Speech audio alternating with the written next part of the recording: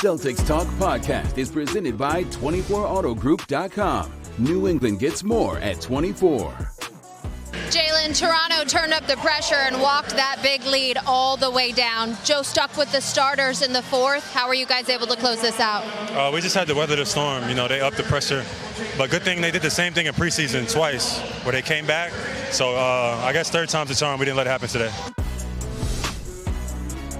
What's up, everybody? How we doing? What's up, Giles? That was a pretty good win. That was a pretty good win. Celtics go north of the border, wrapping up a 6-9 stretch with a 121-113 win over the Toronto Raptors. A gritty fourth quarter where, no surprise, Derek White does his thing. 5 in a row. They're now 10-2 in their last 12. They are wiggling up to third in the Eastern Conference standings. Before we get to headlines, I guess we can just go right, because your headline's on the game. Mine's a little bit, I'm going to step back a little bit, like 10,000-foot view. But what was your headline for tonight?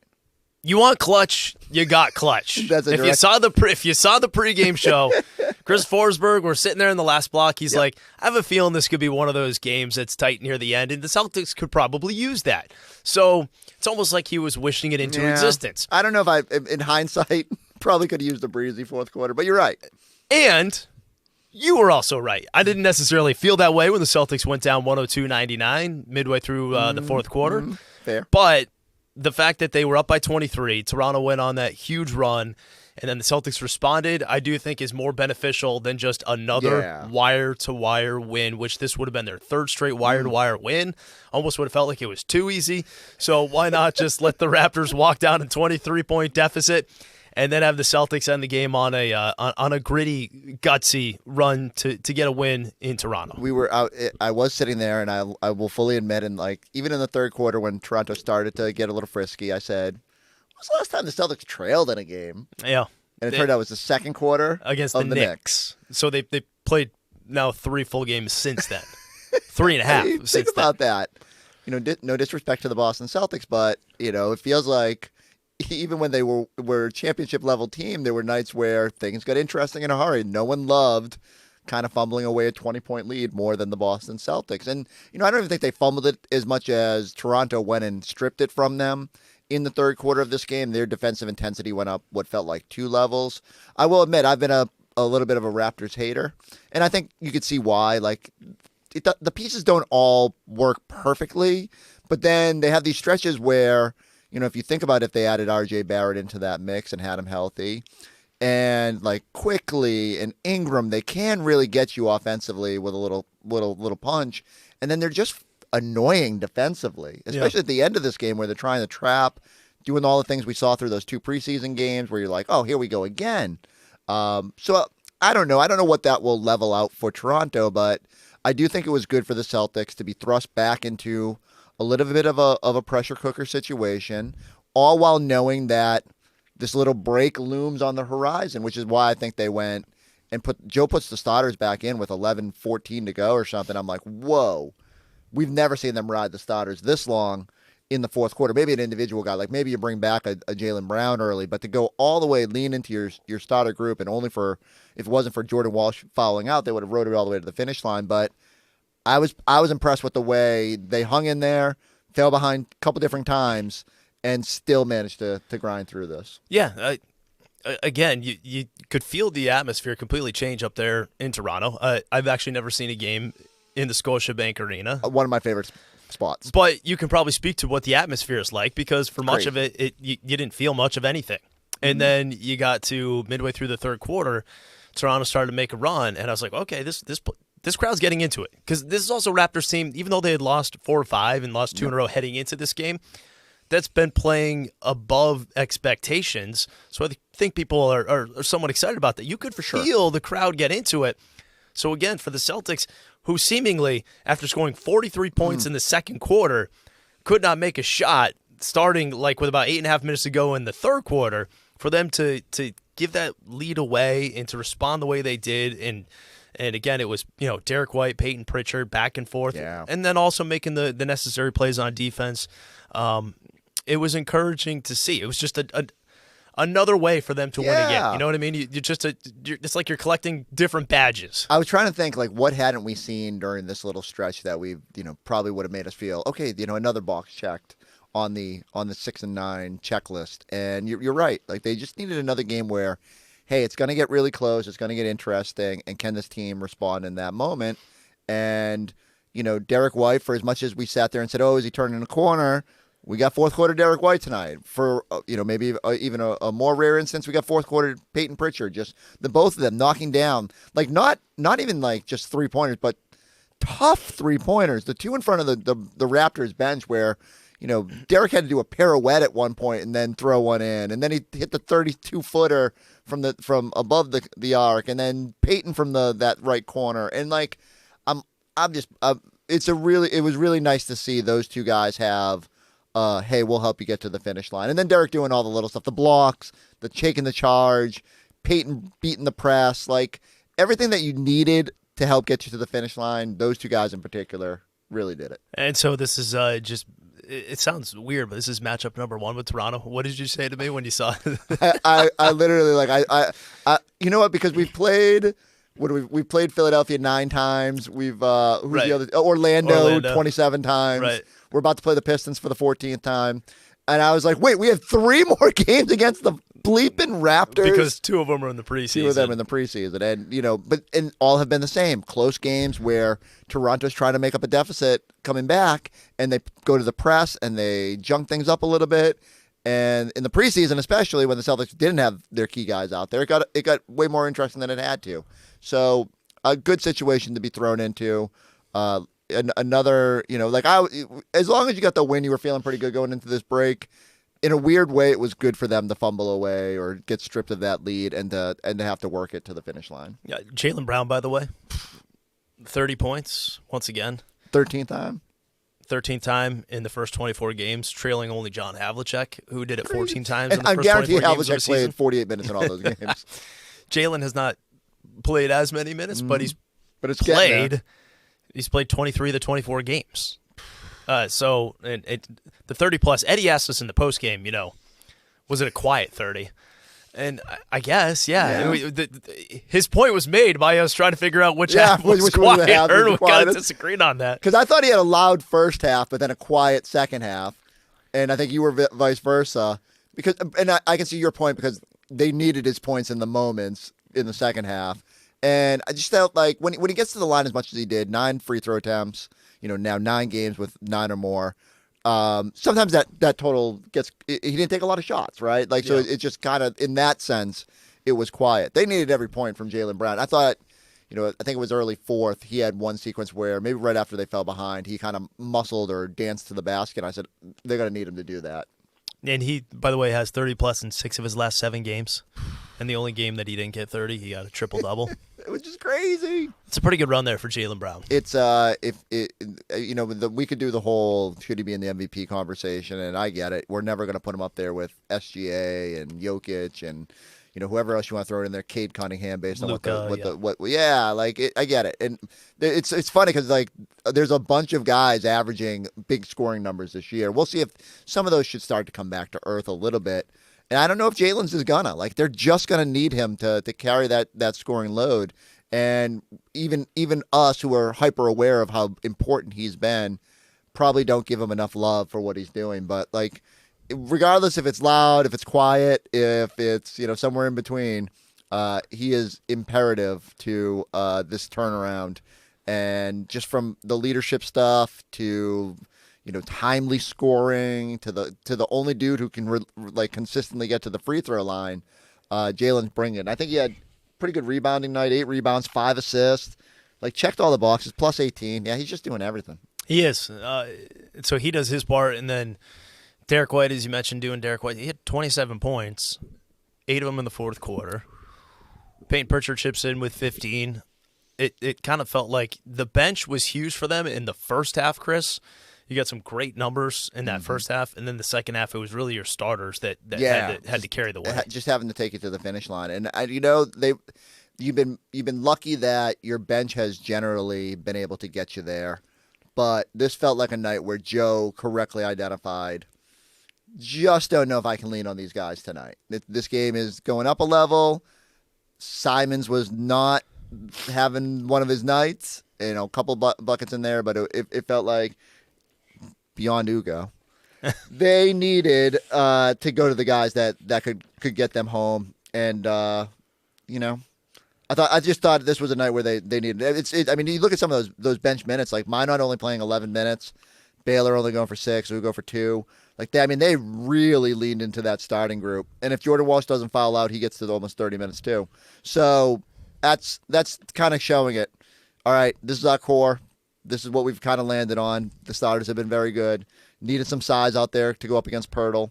And, which, I mean, kind of plays into my headline. Like, I'm gonna not just with this game and some of the decisions that he made, but just in general, I'm gonna pour a warm cup of Joe, and we're gonna go with your not so average Joe, because it's time to start having the conversation about like how vital has Joe Mazzulla been to this stretch, and it's always so hard, right? Invariably, coaches get blamed when things go bad, and we say it's the talent when they win. And so roll it back 2 years ago or even last year, Celtics win all these games. We say, well, of course, you have Jason, Jalen, Derek, Peyton, you have Porzingis, you have Drew, you have Al. Like, this is easy. I could coach this team to a championship. No, I could not. And so last year, same thing. Like, oh, they fall short. Well, what more could Joe do? Did they not approach the season the right way? All the talk about going back to back and him trying to diminish that. Should they have leaned into it more? And then they start slow this year. And I heard a lot of people saying, oh, maybe just Joe can't do this. And you don't hear those people anymore because they've turned a corner. And I think part of the reason they've been so successful is because Joe, one, just was like, all right, I've figured out the rotation. And, hey, Garza, Boucher, I'm sorry if this hurt your feelings. You're just not playing. And they've leaned into going small. They've leaned into their most trustworthy players. They've leaned a little bit into some younger guys who have changed the dynamic. And now you've ripped off 10 of 12. You're third place in the Eastern Conference. And I just think it's time. I like if I was trying to get clicks on this podcast, I would say, like, Joe's coach of the year. And that's probably how I should frame it, just to at least start a discussion. But it's like, is it fair to say, like, it's time to start giving Joe a little bit more appreciation for what he's doing? I think you can go a step further and say the Celtics staff in general. I like it. Because how many times, even Joe has said it himself, have we heard, players or Joe reference the development of this team? Yep. So if you had to go ahead and rank the development and the growth of the play, and we could probably save that for an off-day pod, but Jordan We've got a lot coming up. So yeah, I know. Jordan Walsh, his development, Nimi Keita, his development. They talked about Amari Williams when he had to step in. Triple-double today up in Maine. Yeah, I mean, it's just I think the entire staff deserves credit because Baylor. This team, if it's just relying on Jaylen Brown and Derek White and Peyton Pritchard and then hoping that Anthony Simons can come off the bench and hoping that Sam Hauser can hit a couple threes, if they're just that, they're not 15-9. It takes the Josh Minos, the Jordan Walshes, some of these young guys who are developing to step their game up, which they have. I think that is just as much a part of it as anything else, is the fact that they've gotten more from those guys who have filled out the rotations, filled out the lineup, and that credit, I think, goes to the whole coaching staff. And now some people want to fight back and say, well, these guys were sitting on the bench and you never played them. I mean, Baylor Shireman and Jordan Walsh were not going to play last year when you had maybe the best top 10 in the NBA. And if they did, they were playing like 3-5 minutes a game. And so I don't fault the Celtics for not being able to tap in as much as they have this season into those guys. Certainly, there was no guarantee what they were going to look like this year. I think Joe deserves credit for it because I don't think it was obvious amid the early struggles, like which direction to go with. Maybe the Minot, because of the energy, because of the rebounding, maybe that made some sense when they audibled off Hauser. But it was clear, like Joe was like, we got to change something up here. And we got to get better on the glass. We got to lean into our identity as like sort of this chaotic defense that is going to cause a bunch of steals, a bunch of blocks. We're going to get whistled for 1 million fouls, but we'll live with that because, the best pathway is to create turnovers, get extra possessions, limit the turnovers on the offensive end, and see where it goes. But even like the immediate switch to Walsh wasn't obvious. And I know Minot hit a little bit of a downturn, but I go back to it. For me, it's punching the right buttons.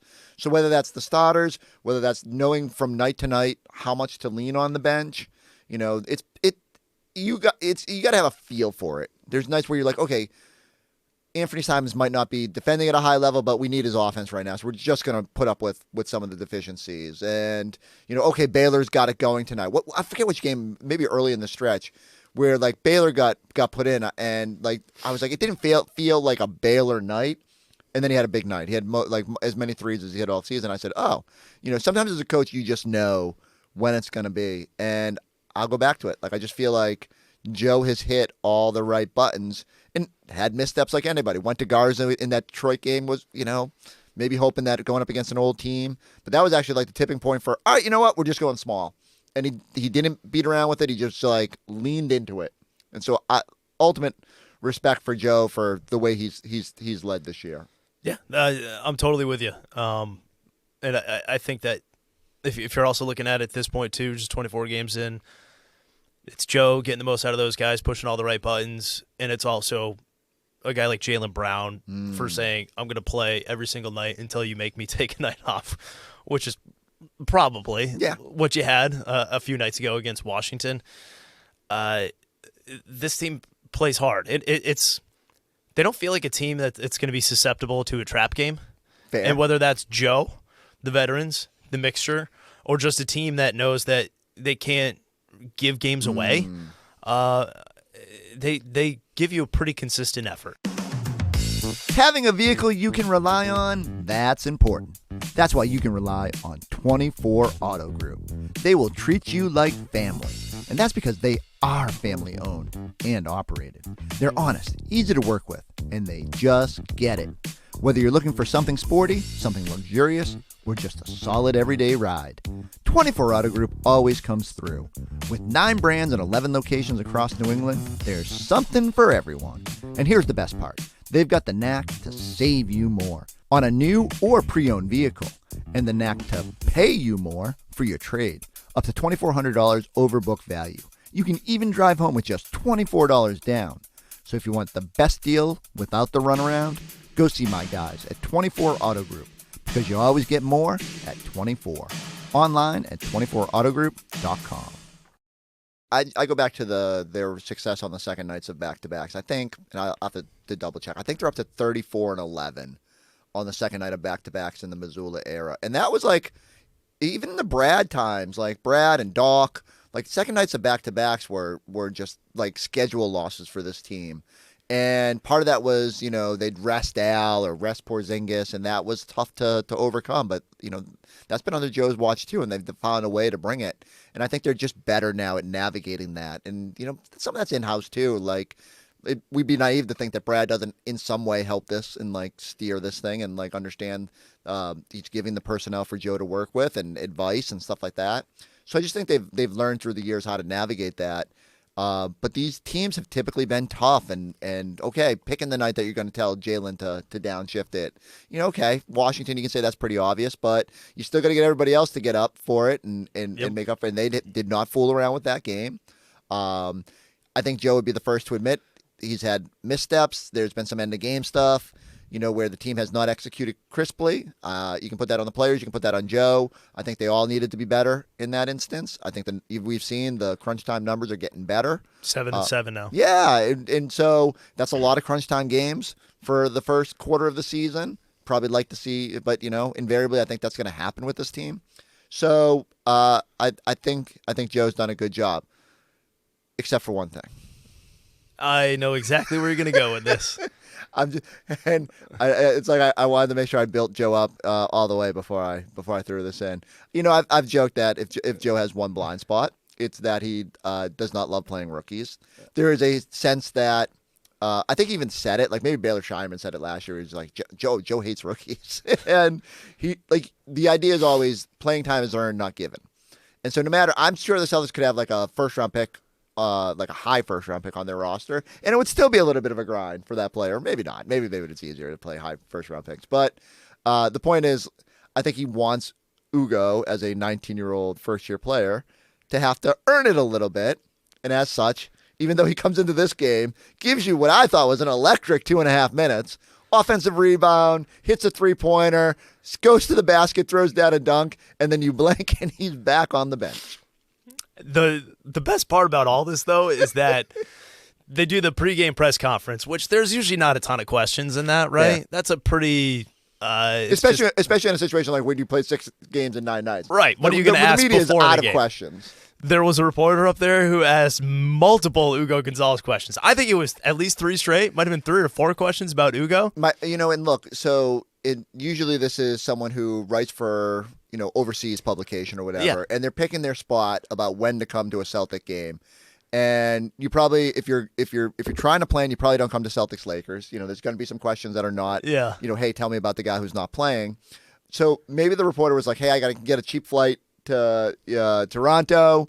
You're probably not there's no shoot around today, so you're not getting like a chance to grab Joe off to the side. So you're just stepping up and you're going to start gunning your questions. But that guy went like a 3 in a row salvo on Forsberg Hugo, and I was like, let's go. If anyone out there knows who the reporter is, if they know the outlet that he worked for, he has a Twitter subscribe waiting to happen. I would be eager to read. Because the other thing too was that then Hugo goes out, plays 2.5 minutes. He goes right back. And in the post game, more questions about Hugo. Which I totally I'm with you. Like, this is your opportunity. So if you're that person, this is your opportunity. You got to do it. To Chris, just be sure. Like, he is a huge fan of the fact that you're asking the Hugo questions because he too, Chris Forsberg, is also like, if I go to a practice, pleading for more Hugo. I'm not going to sit there, and as much as I want to see Hugo, I'm not going to badger Joe about it. I get it. Like, I understand what he's doing, and again, I think if you even go look at the trajectory for even someone like Baylor Shireman last year, it wasn't until the end of the year that they really kind of leaned in. And so you just got to kind of go through the ups and downs. I mean, Hugo hasn't even gone to Maine, hasn't had to really grind through. But when he's been in there, he has undoubtedly been super impactful and in a good way, turns the entire momentum of the Celtics hadn't trailed for like 3 games from the time that Hugo changed the momentum of that Knicks game. So I appreciate what Hugo's doing. I think he's got a very bright future, and I can't even really fault Joe. I know what he's doing, but I just like to see a little bit more Hugo in my life. And so shout out to that reporter. You have an invite to come once, because I'm assuming he talked to Hugo up there as well. If you want to come on the Celtics Talk podcast and just gab it up, we can do 30 minutes of Hugo talk, and I'm happy to promote your wares. And you probably will need to come on this podcast to talk 30 minutes of Hugo, because you're the only one be able to keep up with Chris Forsberg as far as that goes. But I might be able to just get Hugo, but there's another thought. We'll see. That's a good transition to wrap this thing up. Only 2 games in the next 11 days. Weird. It's going to be super weird. And so, let's start with this. I am excited to watch the NBA Cup games because, the matchups are super fun, although now with the Magic, the poor Magic, man. Suggs limps off. Franz Wagner might be, a serious knee injury. I feel so bad. That's, a really fun team, and they just cannot stay healthy. But, okay, so them and the Heat, Oklahoma City's in this mix. Knicks are in this. Lakers. Are you excited for these Cup games? Will you watch these Cup games while the Celtics are on sabbatical? I will tune in. I don't think I'll be glued to them. It's going to depend on what else is going on in the sports calendar. What's going on a Tuesday night in December? There could be a college basketball game on. When do bowl games start? When's the Myrtle Beach Bowl? The bowl games, here's the thing about the bowl games, is that outside of the playoff, people care less about the bowl games than they did before, which wasn't really that much to begin with, I don't think. But yeah, I don't think that's a huge part of it. The other thing too that's happening over the stretch is people will be getting back into Patriots Bills, which is next Sunday. So Celtics fans. That's fine. You worry about that in a week. Who is Northeastern playing in a bowl? Who's Northeastern playing in a bowl? Yeah. They're playing in the undefeated bowl since 2009. No one can take us down. So they do get all this rest. They're going to take the next 2 days off. They will practice on Wednesday. At least it's the plan going in. And then fly to Milwaukee.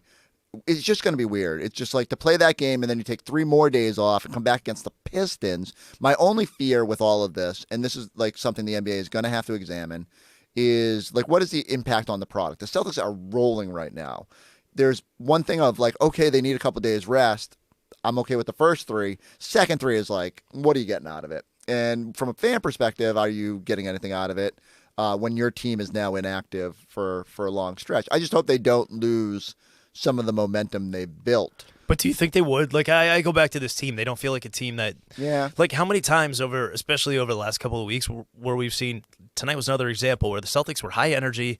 Toronto was like just showed up late to the game, just like the Lakers the other night. I guess maybe the Knicks. The Knicks came out swinging. Yeah. In that one, the And Celtics were down 17-4. Celtics were tripping all over themselves. Jalen fumbling the ball But around. doesn't it feel like, generally speaking, they're ready to go? Yeah. I think that's as we kind of said, that's on the players for being ready. That's on Joe for having them psyched up every night. I think it's impressive. This will be a true test, though. Like, again, can you carry whatever momentum you've got right now out of it? Can you be up can you get yourself psyched back up for a Thursday night like a one-off in Milwaukee against a team that won't have Giannis, that, is going through it, but they will be super motivated, and, you got to be ready for that. And then come home and you got to play the Pistons, who are going to have their own revenge on their mind after you ended their winning streak. So it's going to be like a uniquely challenging stretch, and yet, hey, days off are days off, and I will fully admit, what's weird for me is, like, I have not even looked at the schedule past. Like, I only know the NBA Cup games because it just got released as they were, like, seeding after the regular games. I literally have no clue what happens after that. Like, I have no idea who they play in December. That's fair. I don't. Oh, yeah, right? I have no idea. They don't play on Christmas this year for the first time in a decade. I know I think they're out west at the end of the month, but from, let's say, December 16th through the 20th, I have no clue if there's like a bunch of. I think this. Do you want to know? Because I do have it up in front of me. Yeah, I think it gets a little bit tougher, right? After Milwaukee, Detroit, it's Miami on the 19th, Toronto on the 20th, so back to back. The Pacers twice around Christmas, before and after, and then Portland, Utah. So the last 4 games, they're the Rob game. The Anthony Simons that game's game. in Portland, right? That game is in Portland. It's a West. Yeah. After they leave Indy, ticket. they go out to Portland and then Utah. All right. That's how you round out. So December. that's interesting. That's again, Miami and Toronto are kind of lingering, and I think those are going to be kind of grinded out games. They go Detroit, Miami, Toronto. So that's really the meat. That's going to get you in the middle of it. You got to be locked back in pretty quickly. Well, I know it's no sense looking too far ahead because we're going to have 11 days to break down what is ahead. We'll probably look back a little bit. We'll probably look ahead. We will not go completely dark here on the Celtics Talk podcast. We're going to let Giles rest his voice, which is just grinding through. I feel so bad people had to listen to this. No, you did good. You're a champ for slogging through. I think 7,000 cough drops. This podcast is brought to you by Halls. I need the stats on teas, on the amount of tea consumed. 17 teas today so far. How much green tea, how much chamomile or whatever. So much tea and so much water that it was like I had to take advantage of the commercial breaks in the post-game show. Yeah, normally we just sit at the desk and linger. There might have been a couple more trips up and down. Yeah. But while we get Giles back at 100% with that voice, I need everybody to go subscribe. Keep it locked here on the YouTube page. We'll catch you next time on the Celtics Talk podcast. Enjoy the break, people. See ya.